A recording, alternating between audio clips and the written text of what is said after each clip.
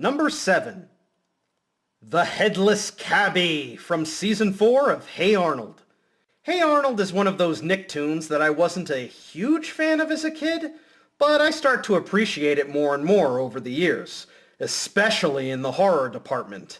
Haunted trains, ghost brides, and even a full-blown parody of War of the Worlds for their Halloween episode. And this episode alone is still a better War of the Worlds than whatever that thing with Ice Cube was that came out this year. But if I were to pick my favorite spooky episode from this show, it's hands down the Headless Cabbie. Arnold tells his friends the story about how 100 years ago, a cabbie was riding his carriage through the park when a woman asks her to find her Scotty dog that's run loose. But all hell seriously breaks loose when they find a man with a golden hook for an arm, the woman starts turning into Pazuzu, and the cabbie gets decapitated by an overhead branch. Awesome! Easy squeezy lemon peasy. Oh, come on! After the story, the kids decide to go to the park to get ice cream, when all the strange happenings that Arnold mentioned in his story start becoming a reality. And it ends with... I'll let you watch the episode for yourself. Although, one issue I've always had with this episode... Seriously, Arnold, you're gonna pull a King Neptune from that Tugs episode and not give us an explanation about that creepy demonic woman? You're the one telling the story, short man! Aside from that, it's still a really fun episode and perfect to watch during your Nicktoons horror marathon. Number 6. Haunted from Season 3 of Teen Titans. So I did a Zoom chat with Scott Menville a couple of years ago. We talked about stuff. Teen Titans, Ramones, baby hands. The video is on my YouTube channel if you want to check it out. And during the video, he asked me what was my favorite Teen Titans episode. And I told him, Haunted. I'll be honest, I wasn't always the biggest fan of Robin. I always thought he came off as kind of hot-headed a lot of the time. But when his episodes are good, they're really good. Haunted takes place in the middle of Season 3.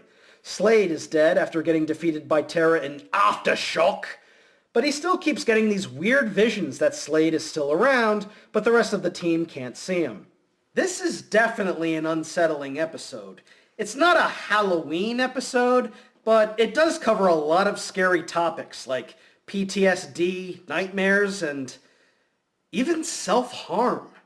Outside of Cyborg, you don't see most of the characters taking a whole lot of battle damage, but if you see Robin in this episode, damn, looks like he got mugged by the El Dente brothers. And the scary thing is, this is Robin hurting himself. It's not actually Slade doing the hitting, because it's all part of his imagination. There's even a scene where Raven goes into Robin's mind, and we see flashbacks to other times in Robin's life. The death of his parents, and his association with Batman. And yes, they even pull a Nightmare on Elm Street with Robin, overcoming his fear and making Slade disappear. Lights out, Slade. This is definitely an important episode when it comes to the subject of mental health. Robin obviously went through a lot of difficult times in the past, and it haunts him to this day. I relate to this episode a lot too, because I had a lot of trouble growing up.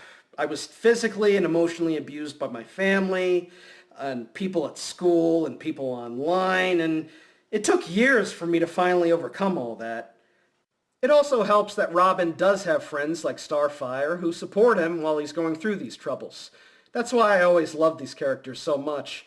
They're all different, and they've all had their own hardships, but together they all love and support each other. And sometimes friends are the best medicine. That and New York pizza. But what's that? You haven't had enough trauma? Okay then, you asked for this! Number 5. Hollow Mind from Season 2 of The Owl House. The Owl House burst onto the Disney scene in 2020, and it had it all. A wild adventure about a teenage girl named Luce, who befriends a witch and goes on a magical adventure in the land of witches, monsters, and whatever Hootie is supposed to be. Season 1 was the show coming in with energy and excitement. Expelliarmus Flipendo! And then Season 2 comes along, and that's where the trauma begins. Luce meets Emperor Bellos' Golden Guard, Hunter, voiced by Zeno Robinson.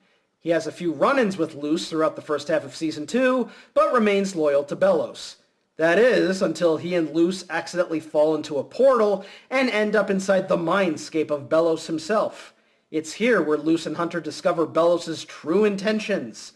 It turns out that he is actually Philip Whittabane, who Luz encountered when she went back in time.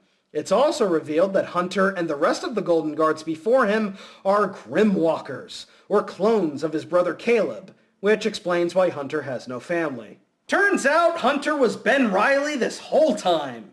Now Bellows is using Luz and Hunter as pawns for his plan, and that is to unleash the dastardly Collector and eradicate all magical beings of the Boiling Isles on the Day of Unity.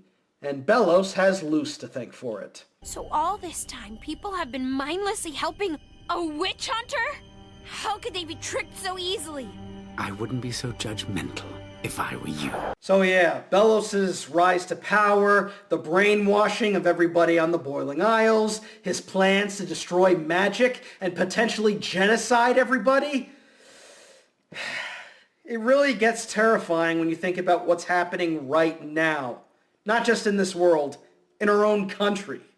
With those implications, as well as some truly disturbing imagery, including the infamous monster Bellows, this episode is not for the faint of heart.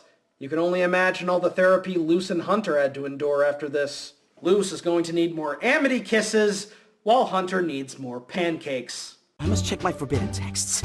Damn you, pancakes!